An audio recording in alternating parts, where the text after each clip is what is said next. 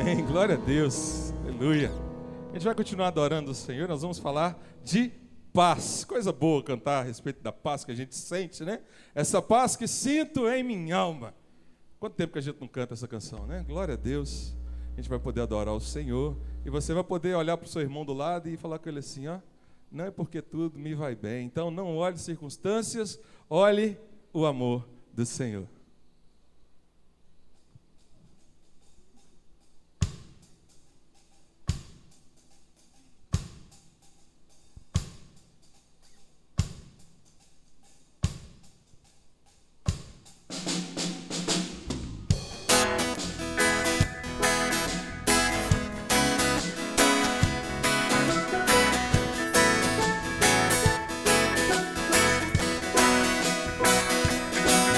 Essa paz que eu sinto em minha alma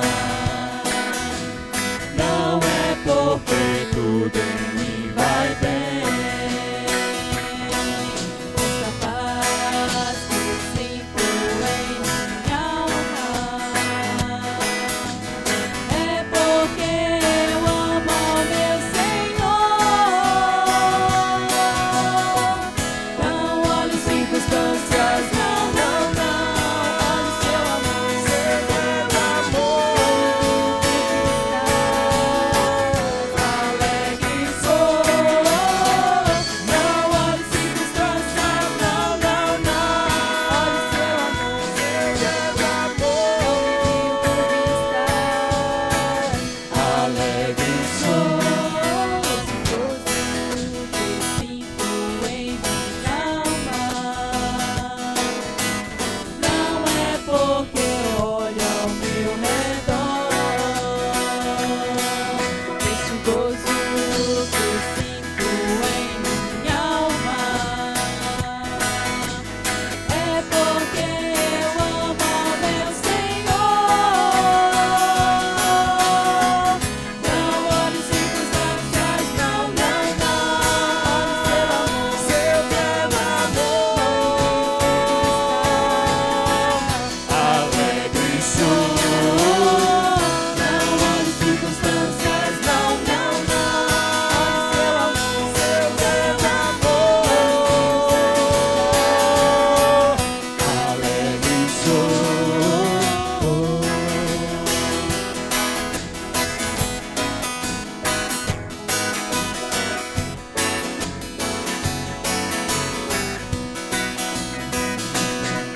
E ainda que a terra não floresça, e a vide não dê o seu fruto, e ainda que os montes se lancem ao mar, outra terra trema, hei de confiar. Não olhe circunstâncias, não, não, não. Olhe seu amor, seu amor. Alegre sou. Não olhe circunstâncias, não, não, não. Olhe seu amor,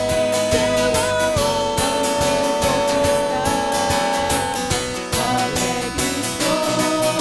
aleluia, oh glória, aleluia. Aleluia, glória ao meu Senhor. Aleluia, oh glória, aleluia. Aleluia. Aleluia, glória ao meu Senhor. Não olhe circunstâncias, não, não, não. Olhe seu amor, Alegre sou. não olhe circunstâncias, não, não, não.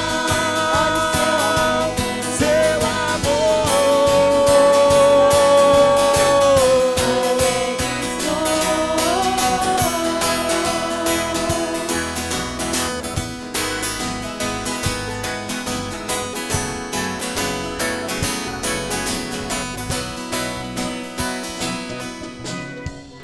Não olho circunstâncias, não, não, não. Seu amor Não me guio por vista. Alegre sou. não olho circunstâncias, não, não, não. Seu amor, alegre sou. Amém, Deus. Nós não olhemos circunstância, não olhemos a condição disso ou daquilo, mas que nos preocupemos em estar sempre em Tua presença, Te adorando e Te bendizendo, a despeito de qualquer outra coisa. Tem misericórdia de nós, receba a nossa adoração. Continua falando aos nossos corações nessa manhã, é o que te pedimos, em nome de Jesus. Amém. Deus te abençoe, querido. Pode se assentar.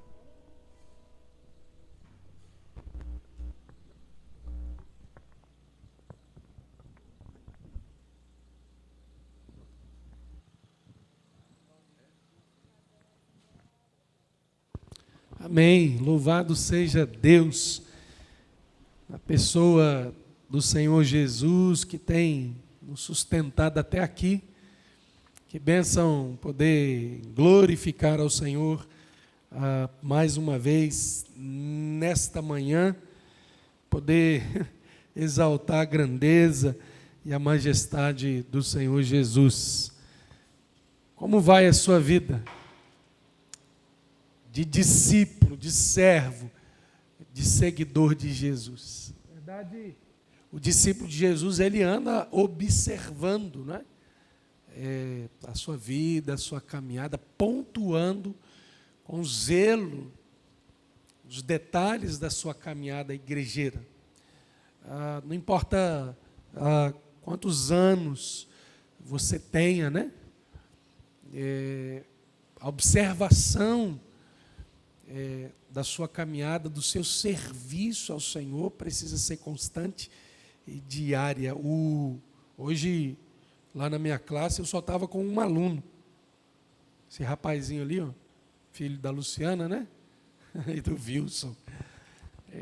E a gente estava conversando e pontuando exatamente os detalhes, né, dessa caminhada com Cristo. Meus irmãos, a postura de vigilância do crente em Jesus precisa ser diária e constante. E no ajuntamento do povo, da igreja, da caminhada com Cristo,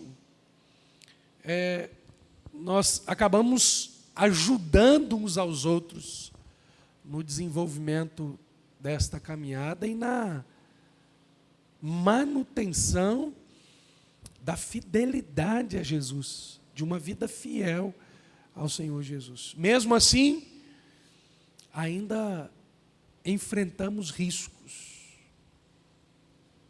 O personagem bíblico da nossa reflexão desta manhã é o Senhor Pedro.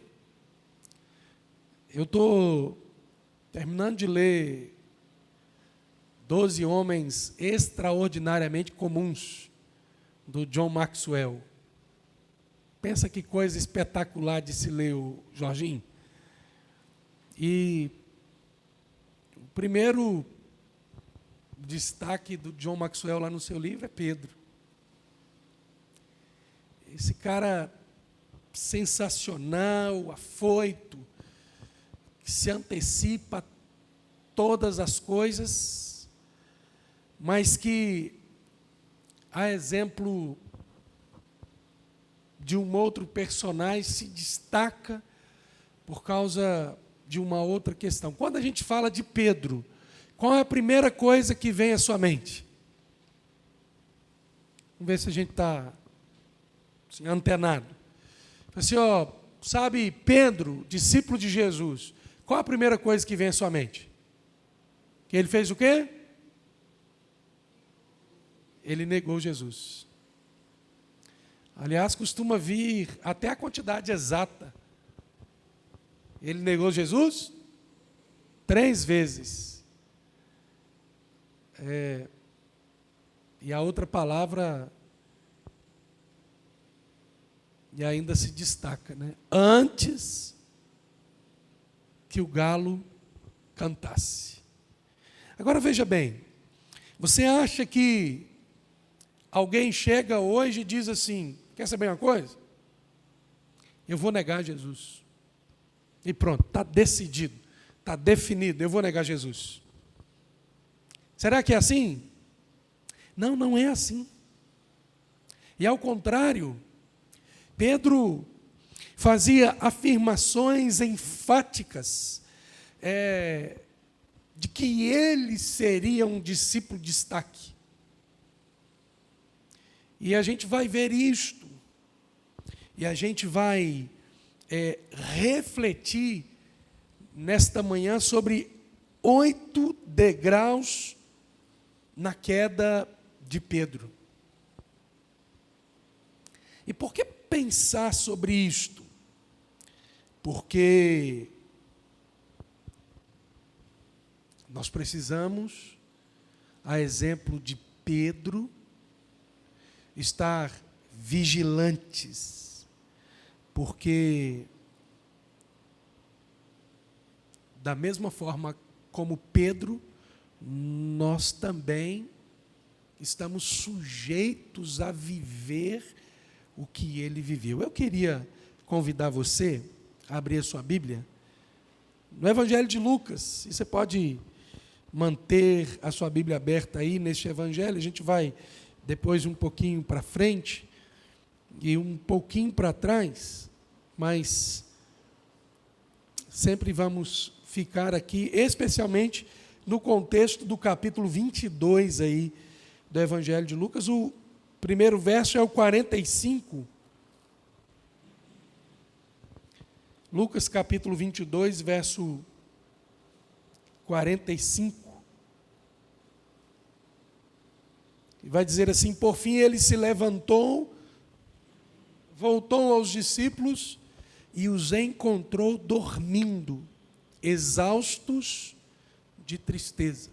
Está aqui no contexto da NVT, exaustos de tristeza. Senhor Deus, abençoe a sua palavra.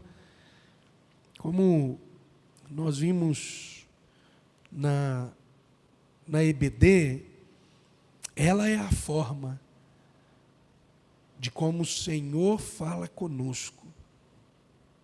Através da oração nós falamos com o Senhor. Por isso nós suplicamos nesta hora, fala conosco através da sua palavra. É em nome de Jesus que nós oramos. Amém e amém. Olha isso. A tristeza pode nos causar cansaço. Você fala assim: não, estou tão cansado. Será por que eu estou tão cansado? E não sabe que a tristeza gera cansaço e gera outros processos no contexto do nosso corpo físico.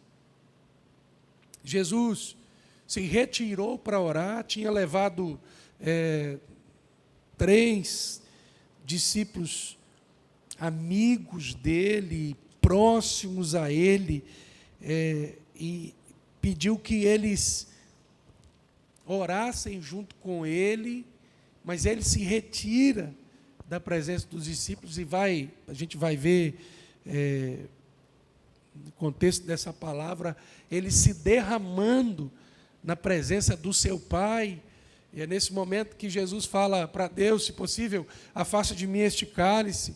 Mas ele, derramado na presença do Todo-Poderoso, diz que não seja a minha vontade, sim a sua vontade. E ele volta para, talvez numa vontade até de ser consolado pelos seus amigos, e o texto vai dizer que ele os encontra dormindo. E aqui vai ser elucidada a história de Pedro, que vai nos mostrar que em sua fidelidade Jesus adverte os que são seus. Então veja bem, ao invés de se alegrar porque você está cometendo alguma coisa que você já sabe que não celebra o Senhor, mas que tem uma sensação de que talvez isso não esteja incomodando tanto a Deus assim, porque Ele nem tem te tocado, nem tem te incomodado, nem tem falado nada contigo, presta bem atenção, porque na sua fidelidade, Jesus adverte os que são seus. Se você não está sendo incomodado, talvez isto tenha um outro significado. Será que eu sou tão de Jesus assim mesmo? Será que eu estou tão próximo de Jesus? Quando você está próximo, você é amigo, né? Você é brother, você chega perto da pessoa e fala assim, ó, tem um pedaço de couve agarrado no seu dente. Não, não. Ó, tem uma casquinha de feijão aí agarrado no seu dente. Mas você fala isso para o cara que você não tem costume? Você fala, eu não falo isso para ele, não. Sim ou não? Estou falando bobagem? Estou falando a grande verdade. Eu chego para minha esposa e falo assim, ó, ficou da feijoada, ficou um feijãozinho aí, agarrado no seu dente. Mas você olha para... Se não for seu brother, você não fala. Mas para o seu brother, você chega e fala assim, ó, eu sugiro que você dê um pulo em casa e tome banho, dê uma refrescada e renove o desodorante aí, porque o troço está meio brabo aí. Seu brother, seu amigo. Mas você não vai falar isso para qualquer um. Eu tinha um amigo, um amigo não, né? Então não podia ser amigo, né? Mas a gente tinha um camarada que andava junto com a gente que, a uma certa altura do campeonato, ardia. E quem tinha coragem de falar com ele? Eu não tinha. Mas eu tinha um brother que eu fiz um kit. Sabonete, desodorante. Foi lá e dei de presente para ele. Meu amigo. Falei, irmão, você está precisando de mudar o seu desodorante, sabia? Que de vez em quando a gente tem que mudar, mas o corpo acostuma com o desodorante, aí ele não faz efeito mais. Amigo. Jesus adverte os que são seus. Essas palavras específicas têm saltado aos olhos. Ontem a gente usava o texto de bodas de Caná para falar no casamento, e eu fiquei olhando para aquele texto e pensando em umas coisas tão bacanas, né? Contexto da caminhada com Cristo. Havia um ponto sensacional ali, que Jesus tinha sido convidado para a festa, mas ele era um convidado. O que ele tinha a ver com o vinho que acabou? Ele tinha que estar mais preocupado com a taça dele, né? Se tem vinho na minha taça ainda, tá bom. Pelo menos na minha tem, né? E a mãe dele fica sabendo do fato terrível para os noivos. Talvez fosse até parentes próximos lá da mãe de Jesus, enfim. Fato é que ela sabe quem é que vai resolver aquele problema. E eu já li esse texto quantas vezes, né? Mas encheu meu coração de graça quando Maria vai a Jesus e fala assim, o vinho deles acabou. Com a convicção de que a mãe tinha, de que sabia que o seu filho resolveria aquela demanda e impediria que os noivos e a sua família passassem pelo vexame que seria aquela situação. Óbvio que Jesus tem um tempo dele de agir, e ele responde para sua mãe, que tenho contigo, mulher. Não é chegada a minha hora. Ou seja, não é a Maria, é ele é o Senhor, ele é o Todo-Poderoso, né? E isso salta aos nossos olhos como aquele que pode todas as coisas, e inclusive advertir os seus, a fim de que eles prevaleçam como seus na sua presença. Quando a gente fala o nome de Pedro, o que se destaca é isso. Pedro negou Jesus 3 vezes. Mas talvez o que a gente precisa fazer é observar a trajetória de Pedro e o que o levou ao ápice da sua queda, que foi a negar o Senhor Jesus 3 vezes. Mas, como eu dizia antes, ninguém chega e diz assim: eu vou negar a Jesus, hoje eu vou negar a Jesus. O primeiro degrau da queda de Jesus é que ele estava cheio de autoconfiança. Às vezes nós somos assim, muito autoconfiantes, senhores de si mesmos, esquecendo que tudo depende dele, somente dele, o Senhor Jesus. E Lucas capítulo 22, o mesmo capítulo que a gente leu aí agora, o verso 33, vai mostrar essa autoconfiança de Pedro, quando ele diz assim para Jesus: Senhor, estou pronto a ir para a prisão e até morrer ao seu lado. Às vezes a gente diz isso: não, esse erro eu nunca cometerei. Cuidado. Cuidado com a autoconfiança. A exemplo de Pedro. Então, talvez uma melhor palavra seria: com a ajuda do Senhor Jesus, esse erro eu não quero cometer.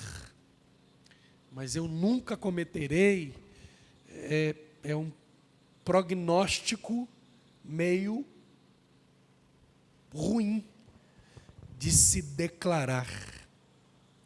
Porque você tem uma vida pela frente. E o segundo degrau que Pedro viveu como antecedente ao ápice da sua queda, que foi a negar o Senhor Jesus, foi dormir quando ele devia vigiar.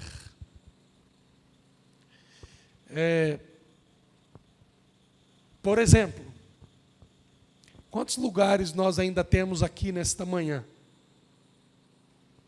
Para não dizer que a gente pode botar aqui os 150 que cabem aqui, né, folgados. Mas quantos lugares poderiam estar preenchidos aqui nesta manhã? E eu estou com uma dúvida. Será que todos estão só se resguardando mesmo da tal Covid? Ou será que não estão dormindo? Isso é uma preocupação que tem estado no meu coração. Acho que as pessoas têm aproveitado a oportunidade para dormir. Não, mas elas não estão negando a Jesus, viu? Eu sei. Pedro também, quando estava dormindo aqui, não estava. É uma preocupação. Dormia quando deveria vigiar. Foi essa a afirmativa de Jesus aqui no verso 45. Encontrou-os dormindo, exaustos de tristeza. Verso 46. Por que vocês dormem? Perguntou ele. Levantem-se e orem, para que não cedam à tentação. Quase que ele diz imediatamente após: quem tem ouvidos ouça o que o Espírito diz. Viu, Pedro? Você faz uma afirmativa tão séria, cheio de si. Sou capaz de ser preso e eu sou capaz de morrer no seu lugar, de morrer contigo. E quando você precisa fazer uma coisa muito mais simples do que esta, você se descuida e dorme. E diante disto tudo, ele começa a ter atitudes que mostram a carnalidade na vida de Pedro. Talvez por falta de vigilância, ele não compreendeu o propósito, o projeto, e ele reage de modo carnal. O verso 50 aí do capítulo 22 vai dizer qual foi essa atitude carnal de Pedro, mas o sinótico desse texto, que está lá no João, no Evangelho de João, no capítulo 18, verso 10 e verso 11, vai mostrar mais claramente. Então Simão Pedro puxou uma espada e cortou a orelha direita de Malco, o servo do sumo sacerdote. Jesus, porém, disse a Pedro: guarde sua espada de volta na bainha. Acaso não beberei o cálice que o Pai me deu? Vigia e ora, para você entender propósito de Deus, para você entender vontade de Deus, para você entender direção de Deus. Às vezes nós temos atitudes negativas ao Senhor e a graça dele soberana, porque a gente tem dificuldade de entender a vontade de Deus, dificuldade de entender o projeto de Deus, dificuldade de entender a direção de Deus. E o que está faltando para que a gente entenda? Às vezes o que esteja faltando seja exatamente isto: vigiar e não dormir. Às vezes as nossas reações carnais, diante das atitudes que se nos apresentam, têm a ver com isto. Então, ninguém cai da noite para o dia. Ninguém diz assim: hoje eu vou cair. A pessoa pode até dizer: pastor, você está enganado, hoje eu estou afim de cair. Não, filhão, você não está afim de cair hoje. Você não está prestando atenção que você já vem caindo. Não é um tropeção e pronto, eu esborrachei e eu caí. Não. A gente vai continuar para eu não antecipar aqui os degraus da queda de Pedro. Meus irmãos, o quarto ponto aqui, ele é terrível. Terrível para o seguidor de Jesus, para quem diz que ama o Senhor Jesus, mas que na verdade não está entrelaçado, não está firmado, não está verdadeiramente comprometido. Verso 54 aí do capítulo 22 de Lucas, aí, você volta lá para o capítulo 22. Olha só, então, diz o texto, eles o prenderam e o levaram à casa do sumo sacerdote. Ponto. O que diz o resto do texto, irmãos? O que, irmãos? Vocês estão aqui? Não? Pedro o seguia de longe. Não precisava de alguém perguntar para Pedro se ele não era seguidor dele. Na verdade, brother mesmo tinha que estar junto ali. Ó. Você vai prender ele, eu vou junto. Você vai matar ele, eu também vou ser morto. Eu quero ser crucificado. Ele não falou que faria isso? Quando você é confrontado pelo mundo, pela carne, por Satanás, qual que é a tua resposta? A gente cogita a possibilidade, não, rapaz, mas se eu fizer assim vai ser bom demais, né? Por exemplo, com nota 3.000, sem nota eu faço para você por 2.000. Mas é claro que é claro? Não é claro, não, é escuro, viu? É escuro. A Bíblia fala que a gente deve obedecer às leis que constituem a nação que nós estamos vivendo, se elas são certas ou não, desde que elas não venham para poder, por exemplo, decretar que a gente não vai mais cultuar ao Senhor, que a gente não vai mais servir ao Senhor, aí é perseguição. Mas as leis são para serem obedecidas. E a gente precisa tomar muito cuidado, né? Porque o brasileiro é conhecido como o povo que sabe dar o jeitinho para levar vantagem. Às vezes a gente fala dos políticos, né? Mas a gente gosta de levar vantagem também. E aí a gente precisa de ocupar o nosso lugar nos itens anteriores que eu já apresentei aqui, para a gente não sucumbir como Pedro.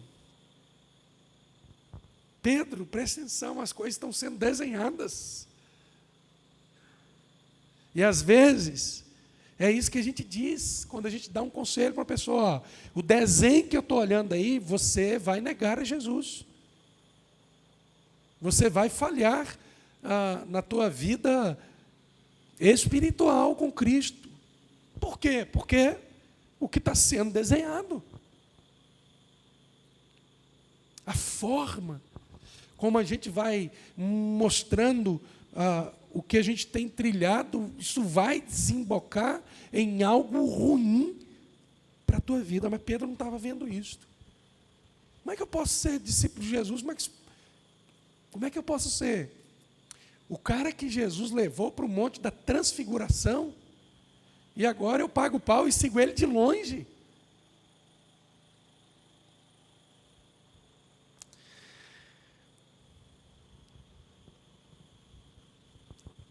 Depois disto, o que podia acontecer não seria diferente. Sabe, Luciana? Não seria.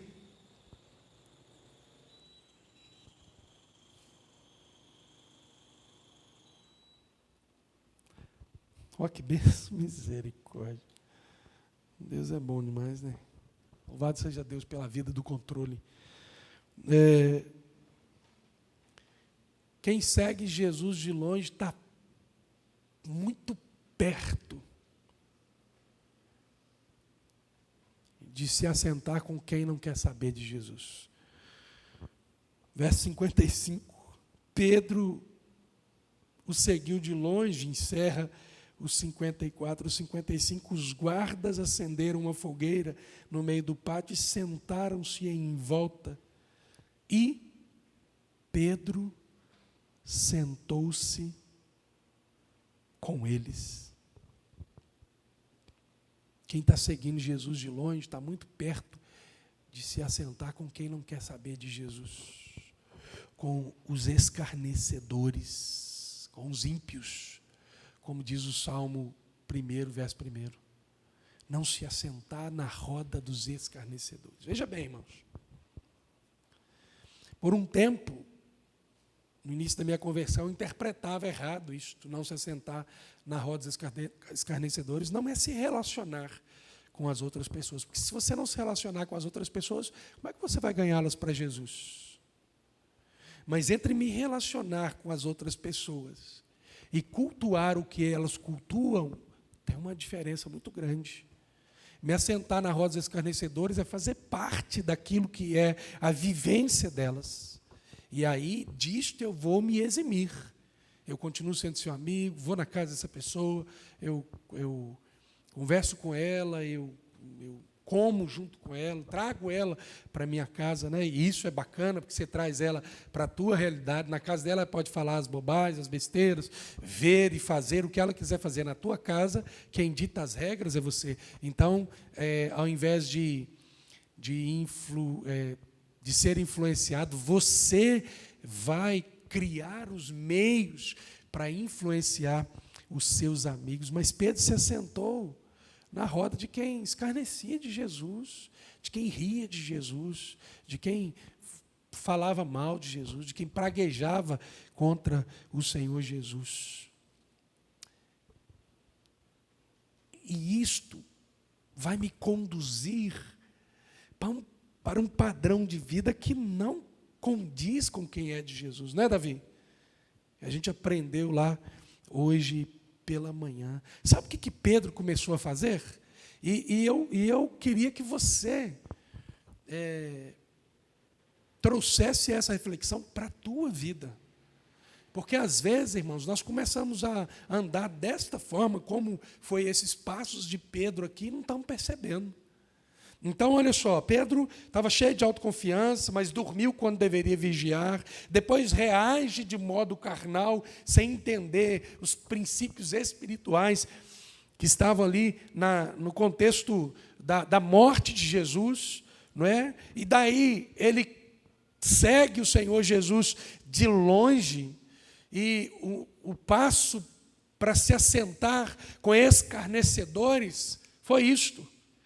Ele seguia Jesus de longe, daqui a pouco o pessoal faz uma fogueira e se assenta lá como se ele não fosse de Jesus. E sabe o que acontece? A partir daí ele começa a se esconder atrás de mentiras. Ah, você é da igreja? Ou você não é da igreja? E agora?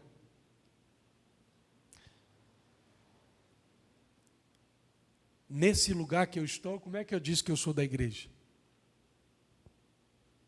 Fazendo o que eu estou fazendo, como é que eu digo que sou da igreja? Porque, meus irmãos, há muito que ser da igreja só ser da igreja imediatamente já nos diferenciava em muitas coisas da realidade do mundo lá fora. Hoje os liberais querem acabar com isso. Os liberais querem tornar a igreja idêntica ao mundo lá fora. Se, sendo da igreja, já é difícil compreender as minúcias daquilo que Jesus quer falar conosco, imagina se a igreja se tornar como o mundo lá fora. Já tem gente de alta patente aí falando em ressignificar a Bíblia, atualizar a palavra, por causa de um versículo ou outro isolado. Eu continuo pensando, se você quer ressignificar a palavra, se você quer atualizar a palavra, você pode ir para o lugar onde eles estão fazendo isso. Aqui nós vamos continuar vivendo a palavra como ela está aqui escrita. E ponto final. E enquanto eu for pastor dessa igreja, essa igreja também continuará sendo a igreja que, pelo fato de ser daqui, a gente já é diferente do mundo lá fora. Umas pessoas começam a achar e a dizer que, por exemplo, beber não é pecado. Não está na Bíblia que beber é pecado. Eu entendo perfeitamente isso. Mas eu tenho dificuldade de dizer assim, não, a gente pode beber que não tem nenhum problema. Tenho dificuldade disto com o testemunho de muitas pessoas que estão aqui no contexto da nossa igreja e no contexto da minha família, que foram consumidos por Satanás através da bebida alcoólica. Do cigarro, da promiscuidade e por aí afora. Então, para mim, o padrão da palavra está aqui. E Pedro não cuidou do padrão da palavra. Jesus já tinha avisado para ele, mas ele não vigiou. E ele começou a se esconder atrás de mentiras. O verso 58, pouco depois, um homem olhou para ele. O que esse homem olhou para ele? Por quê? Porque ele estava sentado lá junto com esse homem. Se ele estivesse num canto lá de joelho orando para Deus ter misericórdia da vida de Jesus, esse homem não estava fazendo esse tipo de pergunta para ele. Mas, puxa vida, o mais honroso que existe na vida do crente é quando ele é perguntado, você é um deles? Você diz, eu sou de Jesus, sirvo ao Senhor Jesus, é por isso que eu não bebo, é por isso que eu não fumo, é por isso que eu não saio por aí me prostituindo, por isso mesmo, é por isso que eu me reservo, eu me resguardo. E perguntam para ele, você também é um deles? Pergunta, não afirma, né? Ele abertamente diz, não sou, retrucou Pedro. A primeira negativa dele ao Senhor Jesus. Faltava 2 ainda para o galo cantar. Pedro começa a se esconder atrás de mentiras. Coisa mais terrível. quando o homem precisa de mentiras para poder conseguir subsistir, para poder sair lá na frente. É horroroso mentir, dói mentir, estala, incomoda na hora quando você tem que mentir. Talvez porque a Bíblia diga, de forma muito clara e incisiva, em João 8:44, que o pai da mentira é o diabo. Nessa hora, Pedro estava pactuando com o diabo. Ao invés de continuar fechado com Jesus, ele estava abrindo mão para pactuar com Satanás. Sentou na roda de quem praguejava, de quem ria, de quem zombava de Jesus. E aí, para ficar mais claro a afirmativa desse texto, o sinótico atrás aí, Marcos capítulo 14, verso 71, porque aqui o texto afirma com mais clareza o que exatamente que Pedro estava fazendo. Vai dizer assim: ele, porém, começou a praguejar e jurou. Ele jurou, irmãos. Você está entendendo? Quando você precisa defender para sua mãe, sei lá, para o seu pai, professor, um negócio. Se estiver certo, está errado, mas menos pior. Mas pior se estiver errado. É porque você quer enfatizar de que você não está errado, mas na verdade você está errado. Ele, porém, começou a praguejar e jurou: não conheço este homem de quem vocês estão falando. Essa já era a última negativa. E o texto vai afirmar no verso 72, no mesmo instante o galo cantou pela segunda vez. Meus irmãos,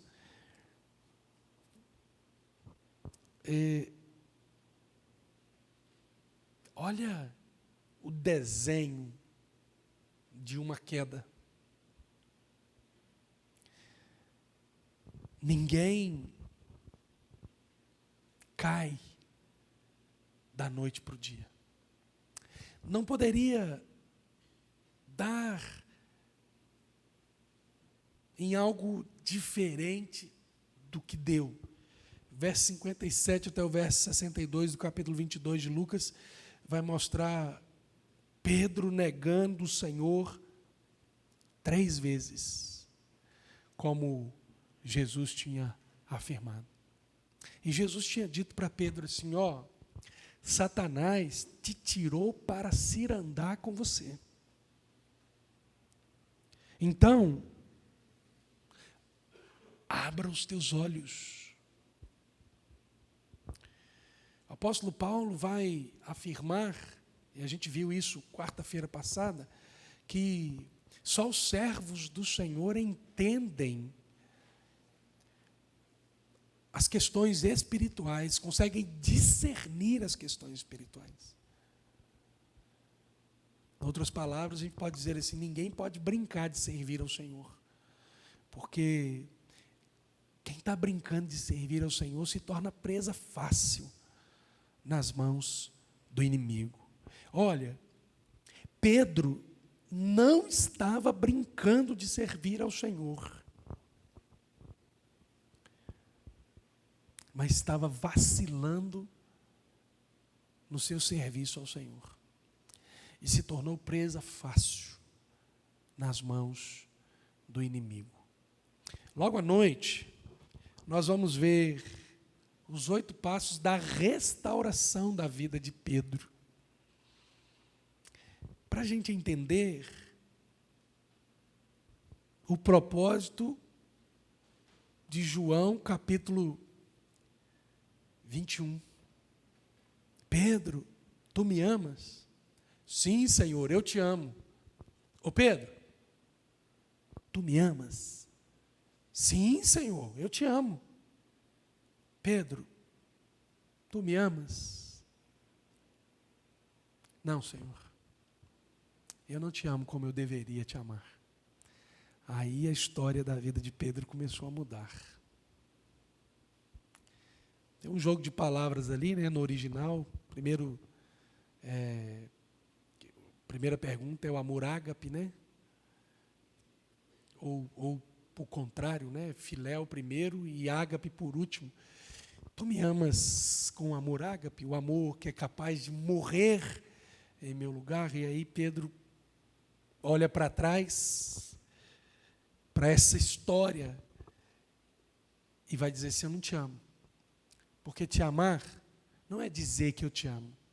Te amar é viver totalmente comprometido com o Senhor na prática.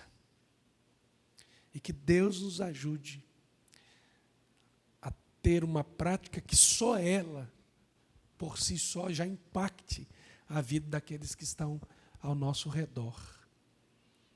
E, além disso, uma prática que nos permita abrir a nossa boca e pregar para a salvação de outras pessoas. Se não tivesse existido capítulo 20, 21,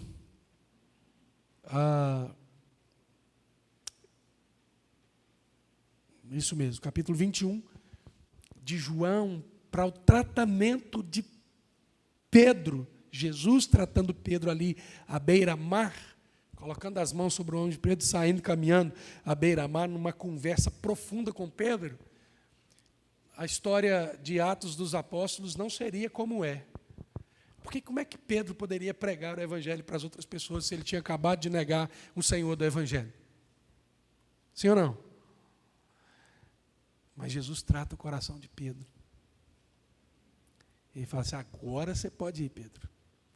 Agora vá apacentar as minhas ovelhas. Que Ele nos use para apacentar as ovelhas dele. Tantas outras que ainda precisam ser alcançadas pela graça salvadora do Senhor. Por isso eu até gostaria de te desafiar a, quem sabe, convidar uma ovelha em potencial para estar com você no culto logo mais à noite. Se as coisas são difíceis para nós que temos Jesus, imagina a pandemia, a Covid na vida de quem não tem Jesus. Convide uma pessoa que você ama e se importa com ela para estar com você, cultuando ao Senhor logo mais à noite. Diga para ela que tem todas as reservas, né?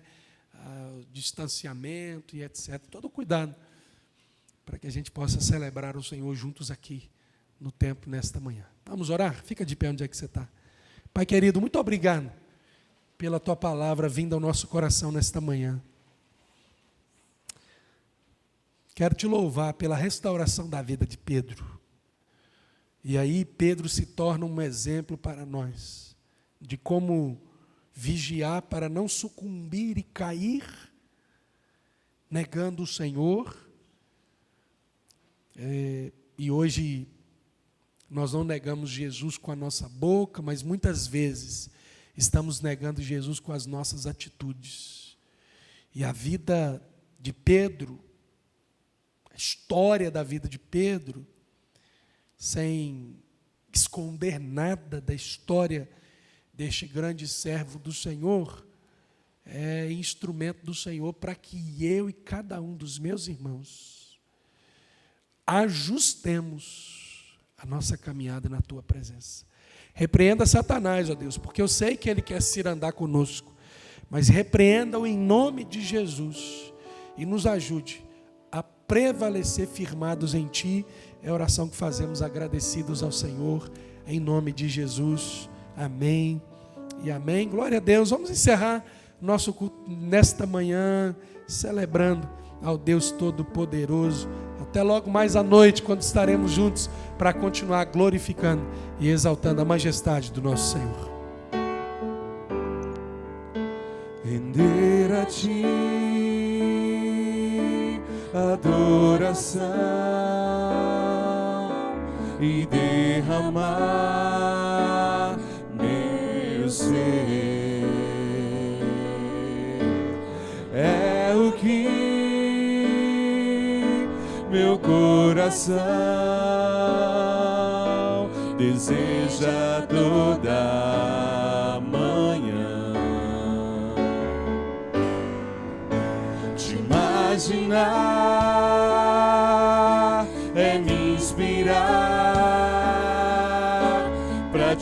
dizer: estou apaixonado cada vez mais por ti. Senhor, tu és incomparável, teu nome é maravilhoso.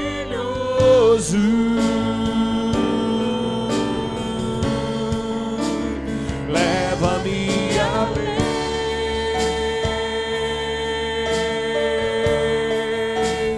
leva-me além,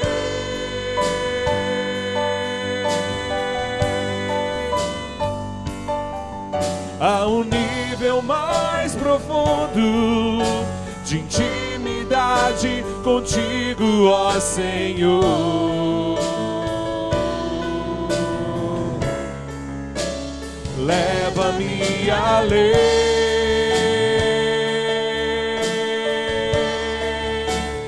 leva-me além,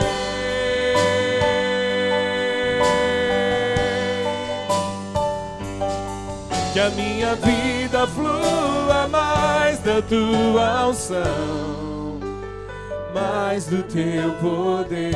Cante, te imaginar, te imaginar é me inspirar pra te dizer: estou apaixonado cada vez mais por ti. Senhor, tu és incomparável, teu nome é maravilhoso.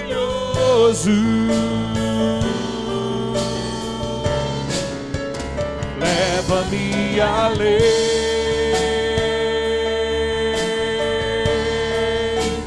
leva-me além,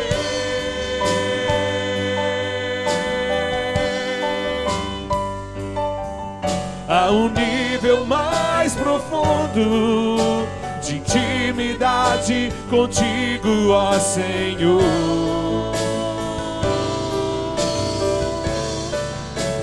Leva-me além,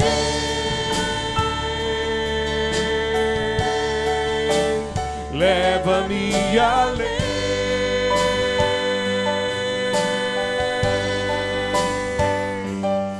que a minha vida flua mais da tua unção, mais do teu poder,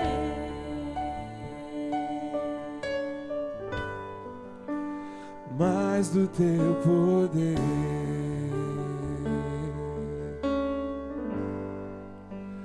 mais do teu poder. Amém.